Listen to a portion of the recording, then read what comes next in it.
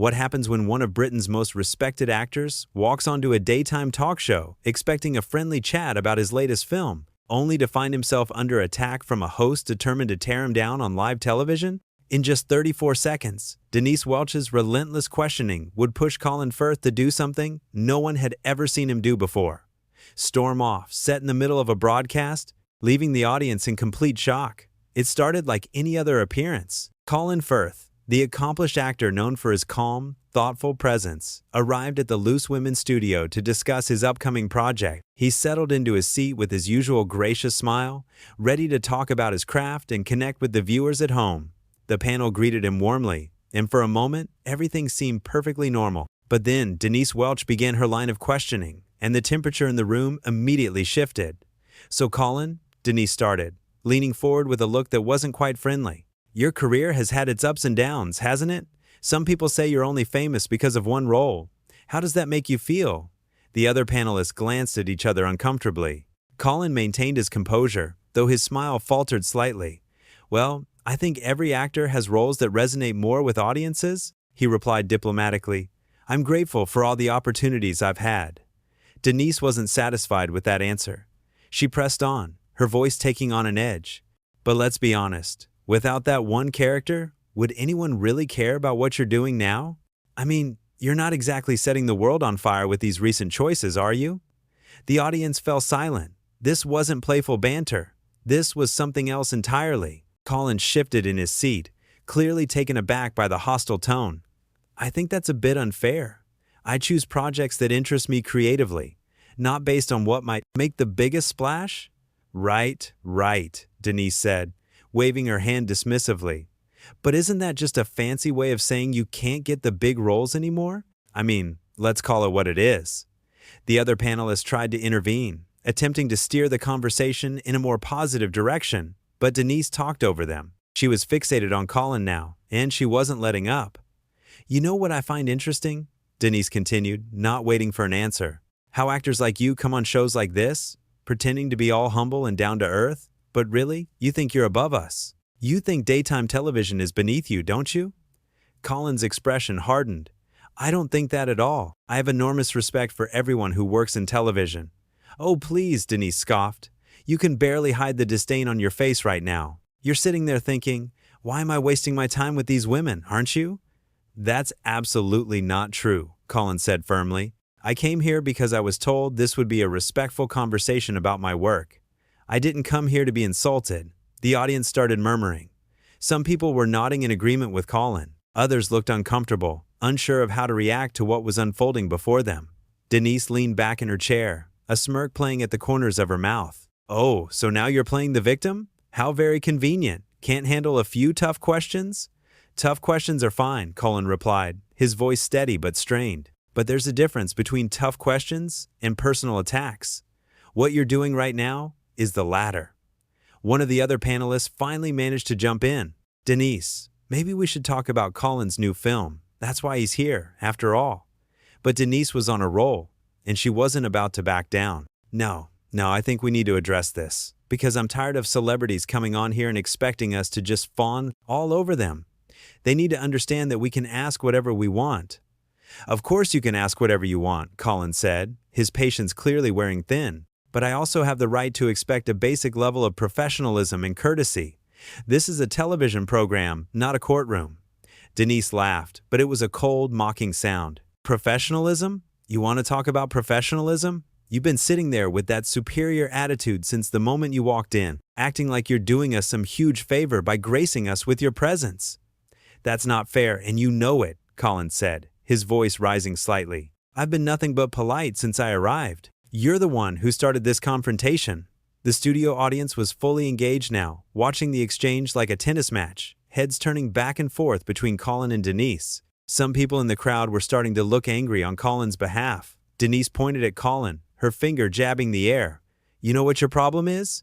You can't handle strong women. You're used to everyone treating you like royalty, and when someone actually challenges you, you fall apart." That comment hung in the air for a moment, heavy and accusatory. Colin stared at Denise in disbelief. "That's completely out of line," he said quietly. "My personal life and my relationships have nothing to do with this conversation." You're making wild accusations based on absolutely nothing. Am I though? Denise pressed. Because from where I'm sitting, you look pretty uncomfortable being questioned by a woman who isn't going to worship at your feet. Another panelist tried desperately to defuse the situation. Colin, let's talk about your preparation for this role. What kind of research did you do? But Colin was barely listening now. His jaw was clenched, his hands gripping the arms of his chair. He looked at Denise with a mixture of disappointment and anger. I came here in good faith, he said, slowly. I prepared for this interview. I was excited to talk about my work with your audience. But instead, you've used this platform to launch a personal attack against me for reasons I cannot understand. Denise rolled her eyes dramatically. Oh, here we go with the dramatics. This is exactly what I'm talking about. You're so self-important that you think any criticism is a personal attack. It's not criticism, Colin shot back. Criticism would be saying you didn't enjoy my last film or questioning my acting choices. What you're doing is trying to humiliate me on national television. The tension in the studio was thick enough to cut with a knife. The crew members were frozen in place, unsure whether to intervene or let the scene play out. The other panelists looked mortified, clearly wishing they could disappear. Denise folded her arms across her chest. You're being incredibly sensitive right now. Maybe that's the real problem. Maybe you just can't handle the heat. Colin took a deep breath, visibly trying to compose himself. I've done hundreds of interviews over the years. I've answered difficult questions about my work, my process, even aspects of my personal life when appropriate. But I've never, ever been treated with such open contempt as I'm being treated right now. Oh, stop being so melodramatic, Denise snapped. You're not a victim here. I never said I was a victim, Colin replied, his voice tight with frustration. I'm simply saying that what you're doing is unprofessional and unkind, and I don't understand why you're doing it. Denise leaned forward again, her eyes narrowing. You want to know why? Because I'm sick of people like you. You parade around thinking you're better than everyone else. You take roles that could go to actually talented actors who need the work. And then you come on shows like this and act all offended when someone dares to tell you the truth. The audience gasped audibly at that statement. It was harsh, personal, and completely uncalled for. Even the other panelists looked stunned by the viciousness of Denise's words. Colin sat very still for a moment, processing what had just been said. When he finally spoke, his voice was quiet but firm. I don't think I'm better than anyone. I never have. I've worked hard my entire career, and yes, I've been fortunate to have success. But I've never looked down on anyone, and I've certainly never taken work away from other actors. We all audition. We all compete for roles. That's how this industry works. Whatever helps you sleep at night, Denise muttered. That was the breaking point. Colin's face transformed. The polite, patient expression he'd been maintaining disappeared, replaced by genuine anger. You know what? He said, his voice steady but filled with emotion. I don't have to sit here and listen to this. I came here as a guest on your program, and you've treated me with nothing but disrespect from the moment this conversation began. He started to remove his microphone, his hands moving deliberately. Denise's eyes widened slightly. What are you doing? I'm leaving, Colin said simply. I'm not going to stay here and be your punching bag for whatever personal issues you're dealing with today. One of the producers off camera called out, trying to convince him to stay, but Colin was already standing up. Colin, wait, one of the other panelists pleaded. Please don't go. He paused for a moment, looking at the other women on the panel with genuine sympathy. I'm sorry. I know this puts you in an awkward position, but I cannot and will not continue this interview. Denise stood up as well, her face flushed. You're being ridiculous. Sit down. No, Colin said firmly. I'm done. You wanted to see if you could break me, and congratulations, you've succeeded.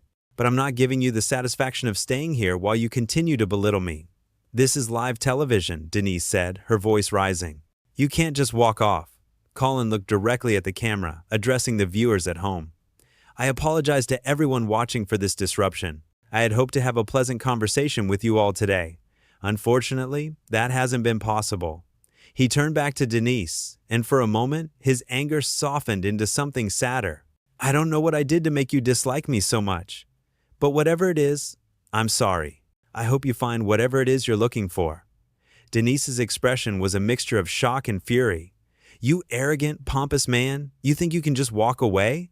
You think you're too good for this show? Colin shook his head slowly. That's not what this is about, and you know it. This is about basic human decency. And right now, you're not showing any. The other panelists were silent, frozen in their seats. The audience sat in stunned silence, watching a moment of television history unfold before their eyes. No one quite knew how to react. If you walk out that door, you'll never work on any show I have anything to do with ever again, Denise threatened, her voice shaking with rage. Colin actually smiled at that, though it was a sad smile. I think I can live with that. He pulled the microphone pack from his belt and carefully placed it on the chair where he'd been sitting. The small technical gesture somehow made the moment even more real, more final. Colin, please, one of the panelists tried one last time. We can start over. We can talk about your film. He looked at her kindly. I appreciate that. I really do. But no, some things can't be undone. Denise stepped forward, blocking his path slightly. You're making a huge mistake. Do you have any idea how this is going to look? Colin met her gaze steadily. I know exactly how this is going to look, and I'm willing to accept the consequences. Are you? The question hung in the air between them, loaded with meaning. Denise opened her mouth to respond, but no words came out. For the first time in the entire exchange, she seemed uncertain. Colin moved past her, walking toward the edge of the set. The cameras followed him, capturing every moment of his departure. His back was straight, his pace measured. He wasn't running away. He was making a deliberate choice to remove himself from a toxic situation. This is unbelievable, Denise said to the remaining panelists and the camera. I ask a few simple questions and he completely falls apart. This is what happens when you challenge these so-called stars. They can't handle it. But the audience wasn't buying it. A few people started clapping as Colin walked away, and the applause grew until a significant portion of the audience was showing their support for him. Some people even stood up. Denise looked around, realizing that the crowd wasn't on her side. Oh, so now you're all going to applaud him for being unprofessional? For walking out in the middle of a live broadcast? One of the other panelists spoke up, her voice gentle but firm. Denise, maybe we should take a break and regroup. We're live, Denise snapped. We can't just take a break whenever we feel like it. Well, we can't exactly continue without our guest either, another panelist pointed out. Colin reached the edge of the set, where a staff member was holding open the studio door. He paused there for just a moment, taking one last look at the scene he was leaving behind. The cameras captured his expression, and viewers at home saw a man who was hurt, angry, but also somehow relieved. He'd stood up for himself, and there was dignity in that. Then he walked through the door, and he was gone. The studio erupted into chaos.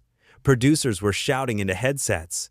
The remaining panelists didn't know where to look or what to say. Denise stood in the middle of the set, her face a mask of fury and embarrassment.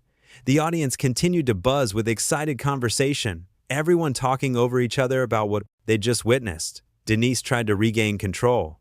Well, that was certainly dramatic. I think we've all seen the real Colin Firth today, haven't we? Not the charming movie star, but the temperamental diva who can't handle a simple interview. But her words sounded hollow, defensive. Even she seemed to know that her spin on the situation wasn't going to work. The audience had seen what happened.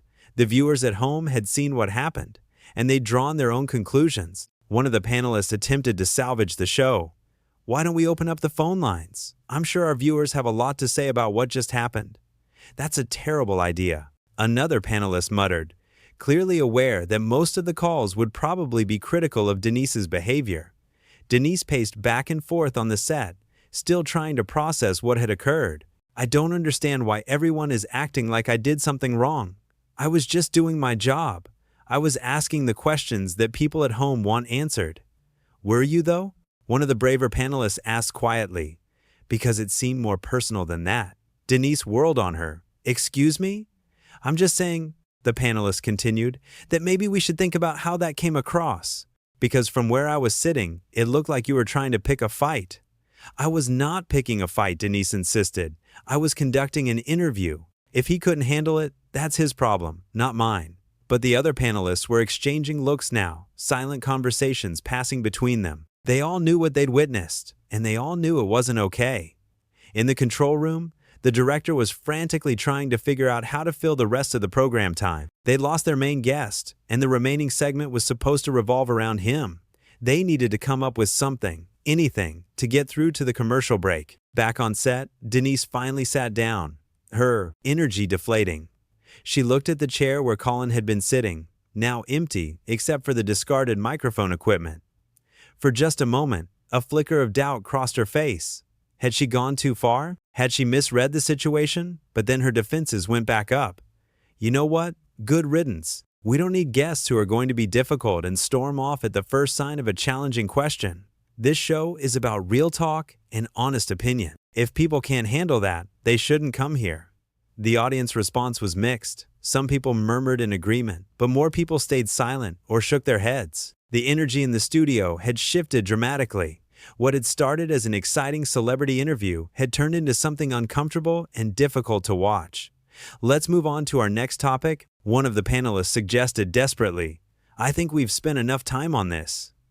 But moving on proved impossible. The elephant in the room, or rather, the empty chair on the set, was impossible to ignore. Everything that happened for the rest of the show felt stilted and awkward. The panelists stumbled over their words. The audience seemed distracted. And Denise, despite her attempts to act normal, was clearly rattled. During the commercial break, the remaining panelists huddled together, speaking in urgent whispers. Denise stood apart from them, checking her phone, her jaw set in a stubborn line. She wasn't going to apologize. She wasn't going to admit wrongdoing. In her mind, she'd done nothing wrong. When they came back from commercial, one of the panelists addressed the camera directly. "We want to acknowledge what happened earlier in the show. It was an unexpected and unfortunate situation. We respect Colin Firth as an actor and as a person, and we're sorry that the interview didn't go as planned." Denise stared at her colleague in disbelief. "Why are you apologizing? He's the one who walked out." "Because the panelist said carefully. "Sometimes things get heated in the moment, and it's important to take responsibility for our part in that." "I'm not taking responsibility for his inability to handle a frank conversation," Denise said flatly. The tension among the panel was now as visible as the earlier tension between Denise and Colin had been. The viewers at home were getting a masterclass in workplace conflict, watching in real time as the cracks in the show's dynamic became impossible to hide. Another panelist tried to smooth things over. "Let's just agree that everyone could have handled things differently and move forward." But the damage was done. The show limped through the rest of its runtime, with conversations that felt forced and awkward.